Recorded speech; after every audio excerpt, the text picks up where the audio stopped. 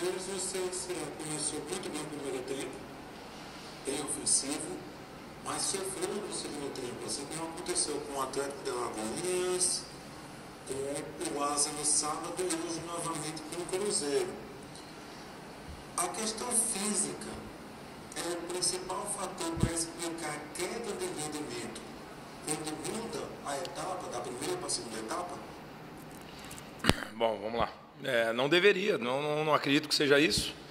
Talvez seja o meu intervalo, então, que não estou sendo assertivo, pode ser isso. Então, eu prefiro acreditar que seja isso, e aí eu consigo defender meu jogador e melhorar, enfim, brincadeiras à parte, assim, vamos tentar melhorar para voltar no mesmo nível para o segundo tempo.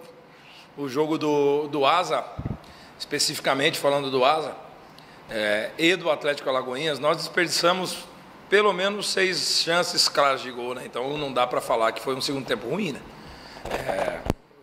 O que pode, e aí eu concordo, que nós devemos melhorar defensivamente, não dar oportunidades para o adversário, não conceder uma falta boba como aconteceu hoje, uma bola que era dominada nossa, a gente concede a falta, e aí eles cabeceiam uma bola na trave, e realmente isso aí nós não podemos conceder.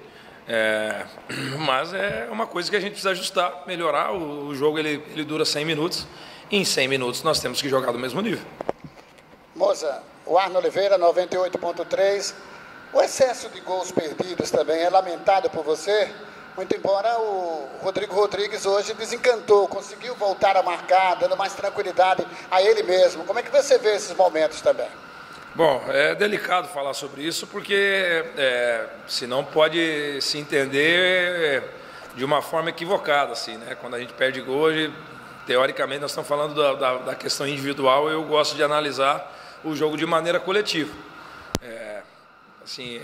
Nós temos que e precisamos fazer ajustes, como todo jogo, ganhando o jogo nós precisamos fazer ajustes e aproveitar melhor as oportunidades. E aí seja no gesto técnico, seja na escolha do último passe, enfim, eu estaria mais preocupado se nós não estivéssemos criando, né? Como a minha equipe é uma equipe que cria bastante, ser mais concentrado, então seja no último passe, seja na finalização, e esse tipo de situação você só corrige treinando. A viagem acontece na sexta para Fortaleza, é pela proximidade, né? Ou você preferiu mudar isso para ter mais um dia aqui para poder trabalhar o grupo, fazer correções, já que você lamentou muito, né? Tem correções que você está fazendo no vendo vídeo, né? Inclusive, né? Vídeo é uma ferramenta, né? Eu não nada corrige melhor que o treinamento, né? Tem nada que substitui o treinamento. Então o vídeo é só uma ferramenta. Com relação à viagem, normalmente nós vamos 2 dias antes, quando a conexão é maluca, né? Que você precisa uma viagem. Eu considero a viagem a partir do momento que nós saímos do CT, né? Então, quando é uma viagem que dura 8 horas, 9 horas, mesmo para percorrer aqui dentro do Nordeste, aí é necessário ir 2 dias antes. Mas como nós vamos fazer uma viagem que é um voo direto, então nós vamos sair de Maceió, do nosso CT 10h30, 2 horas da tarde, nós vamos estar no hotel em Fortaleza, aí não tem necessidade de ir 2 dias antes, até porque o jogador também precisa passar um tempo com a família dele, ele precisa dar uma esparecida. Nossa profissão é uma profissão que exige muito, existe muita cobrança, então eu considero esse tempo que eles passam em casa descansando com a família de suma importância para eles poderem ter desempenho. Nós não somos robô, principalmente os jogadores não são robôs, então quando tem esse tipo de viagem sem conexão, não faz sentido ir 2 dias antes. Queria que você falasse das ausências do Igor e do Wellington. O Igor por questão contratual, o Wellington por suspensão. São 2 ausências pesadas para nós. O Igor ele está concorrendo hoje com o Cedric e com o Luquinha. O Wellington ele é o titular da posição hoje e com certeza vai fazer muita falta. O Marcel é o substituto natural. O Cedric vai já mesmo o Igor à disposição, era o Cedric que ia iniciar o jogo. Então descansar. Nós conseguimos dar uma minutagem importante para quem nós queríamos dar, seja o Oswaldo, seja o William, Marco Túlio. Nós tivemos que optar por ele fazer os 100 minutos, 98 minutos que durou o jogo, porque ele não foi para Arapiraca, e aí Nós não tínhamos todas as substituições que nós queríamos para fazer, nós só podíamos fazer 5. E aí no intervalo já estava definido que era o Erle, o Giovani e o Dalberto. Então vamos tentar equilibrar essa minutagem do elenco para nessa reta final do mês de março todos os jogadores estarem em condições de jogar.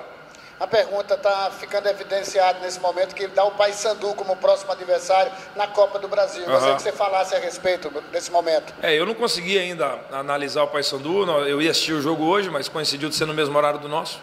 E aí nós vamos analisar depois do Ceará, caso a gente venha enfrentar eles na semana que vem, depois do Ceará eu analiso o Paysandu. Não tem como analisar o Paysandu porque nós temos o Ceará antes, né?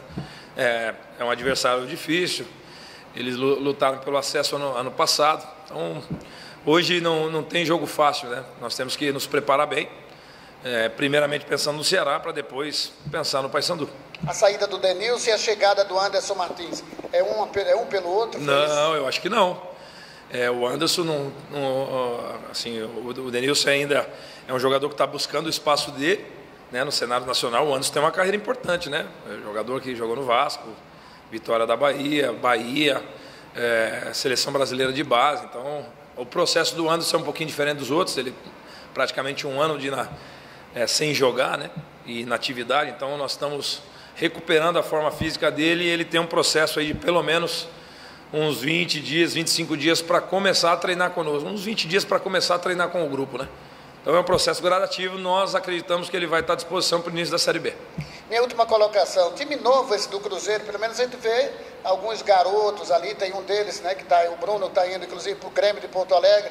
Isso chama a sua atenção, você olha bem quando tem novidades assim, jogadores novos sendo lançados? Sim. É coisa que você gosta muito de ver, né, moça? Sim, a gente monitora sempre, não é uma tarefa tão simples assim de ver todos os jogos, pela quantidade de jogos que nós temos.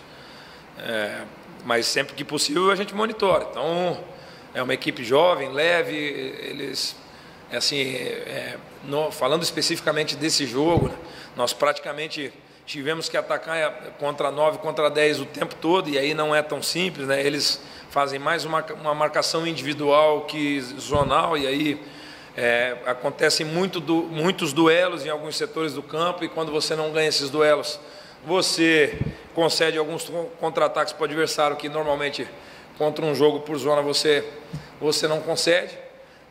Mas eu acho que o desenho específico do jogo foram as chances que nós acabamos desperdiçando e não matando o jogo antes. Então, se você vai para o intervalo com pelo menos 2 gols de diferença, esse ímpeto que o adversário veio com um gol de diferença, ele provavelmente não viria.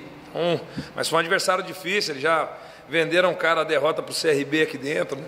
E nós sabíamos que não ia ser fácil, mas nós viemos com o objetivo de vencer, continuar líder do Campeonato Alagoano. Eu entendo ali a insatisfação de alguns torcedores. Os torcedores eles precisam entender que eu entendo a insatisfação, quem sou eu para querer agradar todo mundo. Porém, nós somos primeiros no Alagoano, segundo na Copa do Nordeste, num grupo que tem Fortaleza, Sport. Então, eu não gosto muito de ficar vindo aqui trazer os nossos feitos recentes, mas é sempre importante dar uma refrescada na memória do pessoal, porque às vezes parece que as coisas não estão caminhando e estão caminhando muito bem, graças a Deus. Eu não sei, a última vez que o CSA começou tão bem uma temporada, né? Eu não sou um cara que busco esse tipo de estatística, assim, porque não é muito a minha praia. Eu não venho aqui falar a posse de bola, quantas finalizações nós fizemos, tal. Não entro nesse mérito. Mas é importante que o torcedor ele é peça fundamental, né, no processo, né? Eu entendo a insatisfação em alguns momentos, mas ele tem que entender que ele precisa vir aqui nos apoiar, nos cobrar, como é natural. Mas é importante que cobre principalmente jogadores talentosos, né? O Marco Túlio é um jogador extremamente talentoso, de um nível, talvez um dos mais talentosos, se não o mais talentoso que nós temos no nosso elenco. Tanto é que o passe que ele deu para o Rodrigo, não é qualquer um que tem capacidade de fazer aquele passe. Eu entendo em alguns momentos a cobrança do torcedor especificamente com ele. O Marco já foi extremamente importante para nós, seja esse ano, seja na última temporada. Então, assim, enquanto eu for treinador, eu continuo confiando muito no Marco Túlio, mas muito. Então não vai ser uma vai aqui, uma vai ali. que vai fazer eu mudar a minha opinião sobre ele. E eu fiz questão de vir aqui falar isso para defender o jogador que eu confio e defenderia outro, mas falando especificamente dele, porque eu me incomodo um pouco, principalmente quando a vaia ela é desproporcional, né? E aí eu acabo me incomodando e faço questão de defender meu atleta. Um abraço. Obrigado, boa noite.